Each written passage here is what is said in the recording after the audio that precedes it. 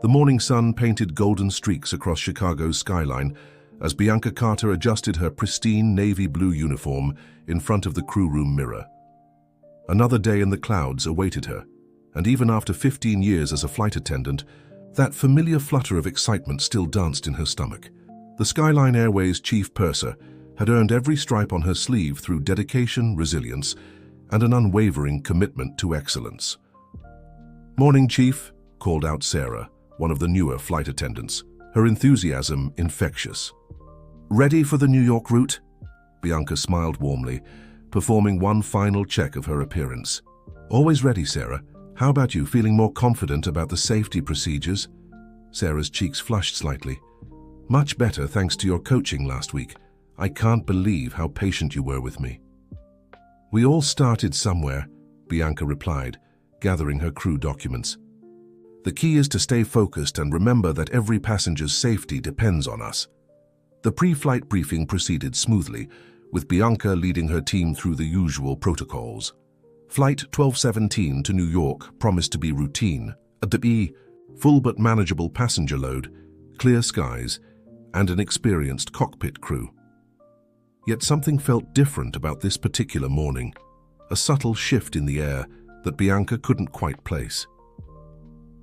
As passengers began boarding, Bianca maintained her usual vigilant oversight of the cabin preparation. Everything had to be perfect, every seatbelt properly positioned, every overhead bin securely latched, every emergency exit unobstructed. It was this attention to detail that had earned her the reputation as Skyline's finest chief purser. The boarding process was nearly complete when a commotion near the front of the cabin caught her attention. A passenger in first class was becoming increasingly agitated, his voice rising above the usual pre-flight murmur. "Do you have any idea who I am?" the man demanded, glaring at Sarah. "I specifically requested the window seat." Bianca approached. With measured steps, her expression professional and composed. The passenger, a middle-aged man in an expensive suit, turned his irritation toward her. "Mr. Harrison," Bianca began, having noted his name from the passenger manifest, "I understand your concern.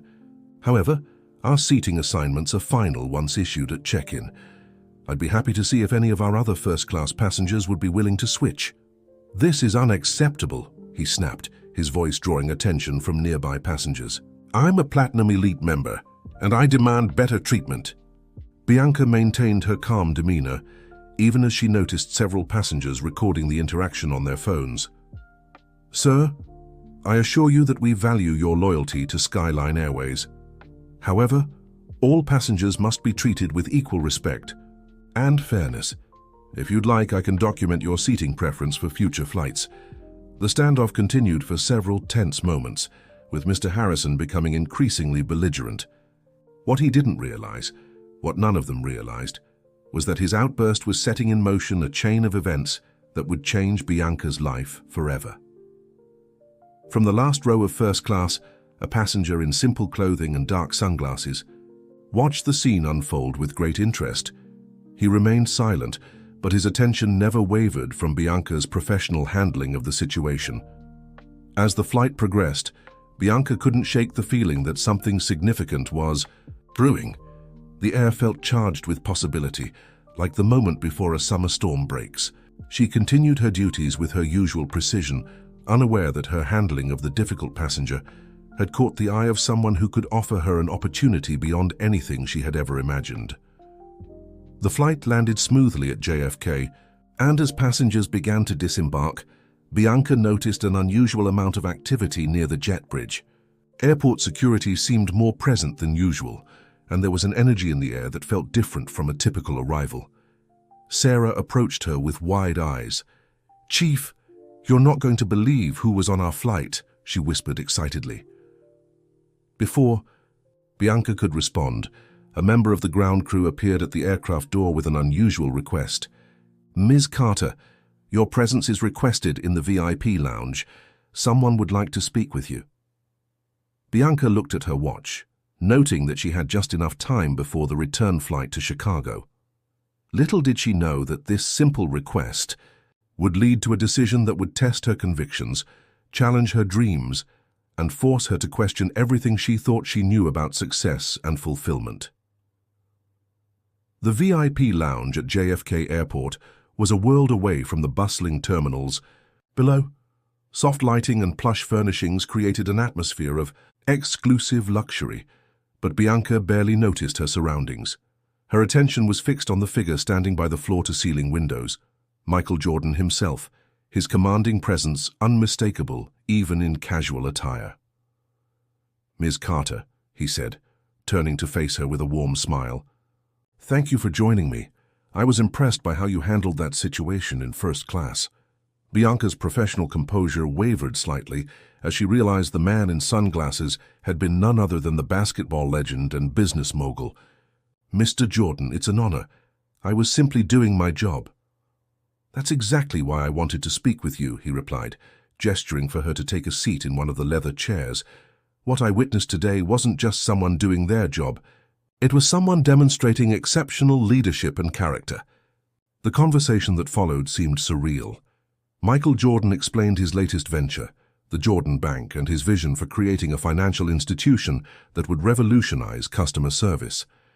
Then came the proposal that would shake the foundation of everything Bianca had worked for. "I want you to join my team," he stated directly. "As head of customer experience at Jordan Bank, your salary would be..." He named a figure that made Bianca's head spin, plus benefits, stock options, and direct mentorship from me. Bianca's heart raced as she processed the offer. The amount he mentioned was more than she would earn in 5 years at Skyline Airways. I'm honored, Mr. Jordan, but I don't have any banking experience." He waved off her concern. "Banking can be taught. Character and leadership like yours are innate. I've built my success on recognizing talent, Ms. Carter, and you have something special." As if sensing her hesitation, Jordan continued, "I have a proposition. Before you make your decision, I'd like you to visit our main branch in Chicago. See the operation firsthand. I think you'll understand why I need someone like you when you do." The return flight to Chicago felt different. The familiar cabin now seemed charged with possibility. Bianca went through her usual routines, but her mind kept returning to Jordan's offer. The security of a ground-based position, the prestige of working with a legend, the financial freedom it would provide. It was all tempting. Yet every time the plane banked and she caught sight of the clouds stretching endlessly toward the horizon, something tugged at her heart. The sky had been her home for so long.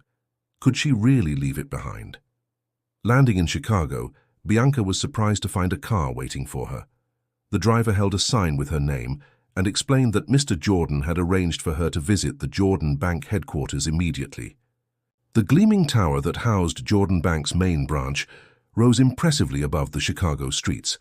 Its modern architecture and prestigious address spoke of success and influence. But as Bianca stepped through the revolving doors, she noticed something that gave her pause. A young woman leaving in tears, clutching a rejection letter, while the security guard barely spared her a glance. Jordan was waiting in the lobby, this time dressed casually in jeans and a baseball cap. "Ready for an experiment?" he asked with a glint in his eye. "I want you to watch how my employees treat me when they don't know who I am."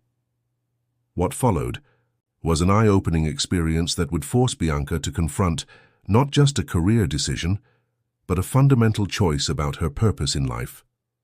As she observed the interactions between bank employees and their disguised boss, she began to understand why Jordan had sought her out, and why this decision would be far more complex than simply choosing between two careers.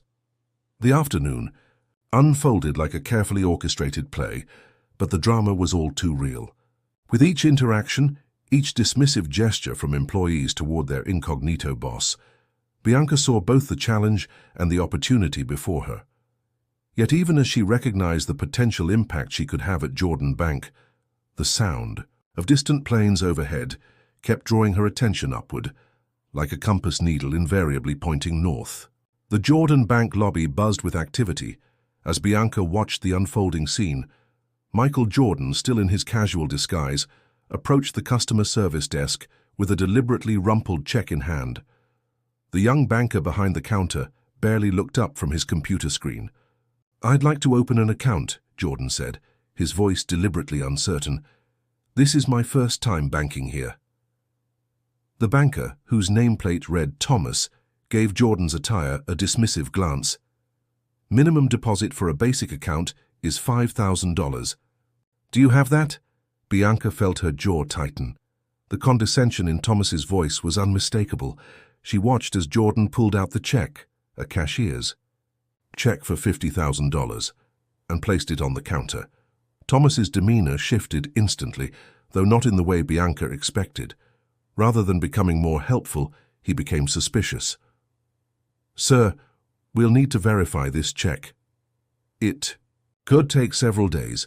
Perhaps you'd be more comfortable at a different institution. Jordan turned to Bianca, his expression unreadable behind his sunglasses. She understood immediately why he'd brought her here. The problem wasn't just poor customer service. It was a deeply rooted culture of judgment and prejudice. As they moved through different departments, the pattern repeated. Some employees were coldly professional, others openly disdainful. Not one showed genuine interest in helping what appeared to be an ordinary customer. Bianca's training as a flight attendant had taught her that every passenger deserved respect, regardless of their seat assignment or status. The contrast here was stark and troubling. In the investment department, they encountered Patricia Martinez, a junior advisor who proved to be the exception. Despite Jordan's casual appearance, she greeted him warmly and took time to explain various investment options. Her genuine desire to help stood out like a beacon in the darkness. See what I mean? Jordan said later, as they sat in his private office overlooking the Chicago skyline. Patricia is 1 in 100. I need more people like her, like you, to transform this culture. Bianca nodded thoughtfully. The parallel to aviation is striking. In the air, we can't choose our passengers, and we shouldn't. Every person who steps onto my plane deserves the same level of service and respect. Exactly. Jordan's enthusiasm was palpable. That's the mentality I want to bring to banking, but I need someone who understands it instinctively, someone who can train others to see it too. The offer he laid out was even more impressive than before. Beyond the salary, he was offering her the chance to build something meaningful, to transform an entire corporate culture. The position would give her authority to implement changes, develop training programs, and directly impact thousands of employees and customers. As they discussed the possibilities, Bianca's phone buzzed with a news alert. Her heart sank as she read the headline, "The Skyline Airways faces financial turbulence, major changes expected." The timing couldn't have been more poignant. "Everything okay?" Jordan asked, noting her expression. "Just airline news," she replied, trying to maintain her professional composure. "The industry is always volatile." Jordan leaned forward, his expression serious. "Bianca, I know the aviation industry is struggling. I've seen too many talented people lose everything because they couldn't let go of a dream that was changing beneath their feet." His words hit home. The airline industry had changed dramatically since she'd first fallen in love with it. Budget cuts, reduced benefits, increased workload. The romantic notion of flight had increasingly given way to harsh business realities. Yet even as she considered this, a memory surfaced. Last week, she'd helped a terrified first-time flyer overcome their fear, holding their hand during takeoff. The look of gratitude and accomplishment in their eyes as they landed safely, that was something no salary could buy. Jordan seemed to sense her internal struggle. "Take the weekend to think about it," he suggested. "But remember, opportunities like this don't come around often." As Bianca left the bank, the late afternoon sun cast long shadows across the city streets. Above, a plane traced its path across the darkening sky, its lights blinking steadily against the approaching night.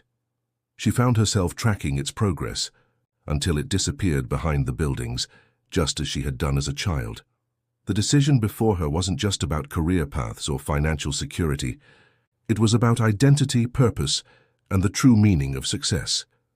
As she made her way home, the weight of the choice ahead pressed heavily on her shoulders, while high above, the endless dance of arrivals and departures continued without pause. The weekend passed in a blur of reflection and soul-searching. Bianca spent hours walking along Lake Michigan's shore, watching planes descend toward O'Hare International. Each aircraft represented countless lives entrusted to crews like hers, countless moments of human connection at 35,000 feet. Monday morning found her back in the familiar surroundings of the crew briefing room. The news about Skyline's financial troubles had spread, casting a shadow over the usually vibrant atmosphere. Her colleagues spoke in hushed tones, sharing worried glances and speculation about the future. "Heard anything from management?" Sarah asked as they prepared for their morning flight to Boston. Bianca shook her head, maintaining her professional demeanor despite her own uncertainties. "Just focus on today's flight. That's all any of us can do." The pre-flight briefing was interrupted by Carson Matthews, Skyline's Director of Operations. His presence in the crew room was unusual enough to draw everyone's attention. "Chief Carter, could I have a moment?" he asked, his expression carefully neutral. In his office, Carson didn't waste time with pleasantries. "Bianca, we're implementing some changes. We're combining several routes, which means downsizing our crew complement. I'll be direct. Your position as chief purser is secure, but we're reducing benefits and freezing salaries indefinitely." The news shouldn't have surprised her, but it still stung. As Carson continued outlining the cuts, Bianca's thoughts drifted to Jordan's offer. The contrast couldn't have been starker: financial security and growth on one side, uncertainty and reduction on the other. "There's something else," Carson added, his tone softening. "Word of your interaction with Michael Jordan has reached our executive team. We know he made you an offer." Bianca straightened in her chair, surprised by this revelation. "We can't match what he's offering, not even close," Carson continued. "But I want you to know that you're valued here. Whatever you decide, you'll always have a home at Skyline." The flight to Boston that morning was routine, but everything felt different. Every interaction with passengers took on new significance. A young mother struggling with a car seat and toddler, an elderly gentleman anxious about flying, a businessman stressed about a meeting. Each moment of service, each human connection, seemed to whisper its own argument for staying. During the beverage service, Bianca noticed a teenage girl watching the clouds with wonder. "First flight?" she asked. The girl nodded enthusiastically. "I want to be a pilot someday. Mom says it's impractical, but I can't imagine doing anything else." The girl's words echoed in Bianca's mind as she continued her duties. She remembered her own younger self, standing at O'Hare's observation deck, dreaming of a life in the skies. Had anything really changed? Back in Chicago that evening, Bianca received a text from Jordan's office. He was hosting a dinner at his private residence the following night, an opportunity to meet key members of the bank's executive team and discuss her potential role in more detail. The invitation represented more than just a job offer. It was a gateway to a different life, a different version of success. Jordan wasn't just offering her a position, he was offering her a chance to be part of his legacy. That night, unable to sleep, Bianca found herself driving to O'Hare. She parked at the observation deck, just as she had countless times as a child. The steady parade of lights across the night sky spoke to her soul in a language only aviators truly understood. Her phone buzzed, another news alert about Skyline Airways. More routes cancelled, more uncertainty ahead. The practical choice seemed clear. Jordan Bank offered stability, prestige, and the chance to make a real difference in people's lives. She could transform an organization, mentor others, build something lasting. But as another plane lifted into the darkness, its lights bright against the stars, Bianca felt tears welling in her eyes. Every banking executive she might train, every corporate policy she might improve, would any of it compare to the feeling of being there for someone during one of their most vulnerable moments, thousands of feet above the earth? The next day's dinner at Jordan's mansion loomed ahead, a moment of decision approaching as steadily as dawn. Bianca knew she had to choose not just between jobs, but between two fundamentally different paths in life. The weight of the decision pressed on her heart, even as the stars continued their eternal dance overhead. The Jordan mansion was everything one would expect from a legend's home. Modern art adorned the walls, floor-to-ceiling windows offered breathtaking views of Chicago, and the dining room could have easily seated 50 people. Tonight, however, The gathering was intimate, just Michael Jordan, 5 senior executives from Jordan Bank, and Bianca. "Ladies and gentlemen," Jordan began, raising his glass, "I'd like you to meet the woman who's going to transform our bank's culture." His confidence in her was both flattering and overwhelming. Throughout dinner, the executives shared their visions for the bank's future. They spoke of expansion plans, technological innovations, and the role Bianca would play in it all. The salary offer had been increased yet again, and they'd added a signing bonus that made her head spin. Patricia Martinez, the junior advisor, who had shown such genuine care for customers, had been invited as well. "Miss Carter," she said during a quiet moment, "Mr. Jordan told me how you'd noticed my interaction with him during his undercover visit. I can't tell you what it would mean to have someone like you leading our customer experience team." The evening progressed like a perfectly choreographed dance. Each conversation, each promise, each opportunity presented building upon the last. They weren't just offering her a job, they were offering her a legacy. As dessert was being served, Jordan's butler approached with an envelope. "Sir, the documents you requested," he said, placing them before his employer. Jordan slid the envelope across the table to Bianca. "Your contract ready to sign, including everything we discussed and more. All it needs is your signature." Bianca's hand trembled slightly as she reached for the envelope. The weight of the moment pressed down on her like the force of altitude. Change. Inside she found page after page of promises. Salary, benefits, bonuses, stock options. Everything she could ever want for financial security. But as she held the pen above the signature line, time seemed to slow. Through the mansion's windows, she caught sight of a plane's lights crossing the night sky. In that moment, 15 years of memories flooded her consciousness. The elderly woman she'd comforted through turbulence, who later sent her a letter saying she'd finally overcome her fear of flying.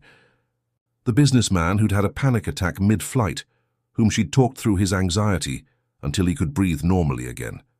The little girl traveling alone to see her father, who'd clung to Bianca's hand during takeoff and landing. Her vision blurred with unexpected tears, and she placed the pen back on the table. "I can't," she said softly. Then, with more conviction, "I can't sign this." The room fell silent. Jordan leaned forward, his expression unreadable. "May I ask why?"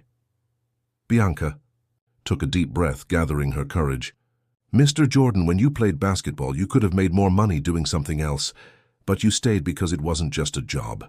It was your calling, the sky. That's my court.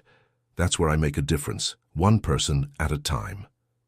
She stood, her voice growing stronger. "Banking needs people like Patricia, who genuinely care about helping others. But I can't be one of them, not because it isn't important, but because my heart belongs to the clouds. Every time I step onto a plane, I'm home. Every passenger I help, there's a victory as meaningful as any point you ever scored." Jordan was silent for a long moment. Then slowly a smile spread across his face. "I knew it," he said, surprising everyone.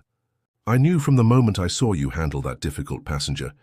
You're not just good at your job, you love it, and that's what makes you exceptional." He stood and extended his hand. "Bianca Carter, you just did something very few people have ever done. You turned me down, but you did it for exactly the right reason. You stayed true to yourself." The next morning, Bianca arrived at O'Hare for her regular flight to New York. But something was different. Carson Matthews was waiting at the crew entrance with an unexpected announcement.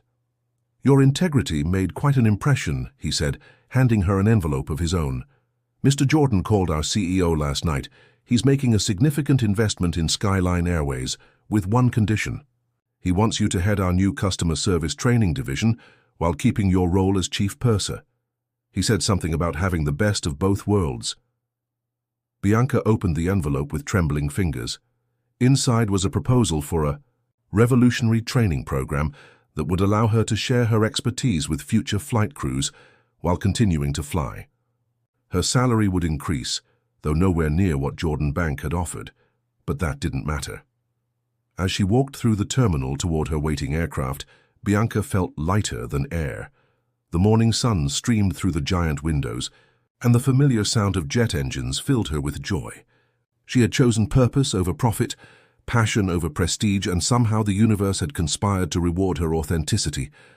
Above her, the sky stretched endlessly blue, her true north, her home, her destiny, and as she stepped onto the plane that morning, Bianca Carter knew with absolute certainty that she had made the right choice. Some people were meant for the ground, but she belonged to the clouds,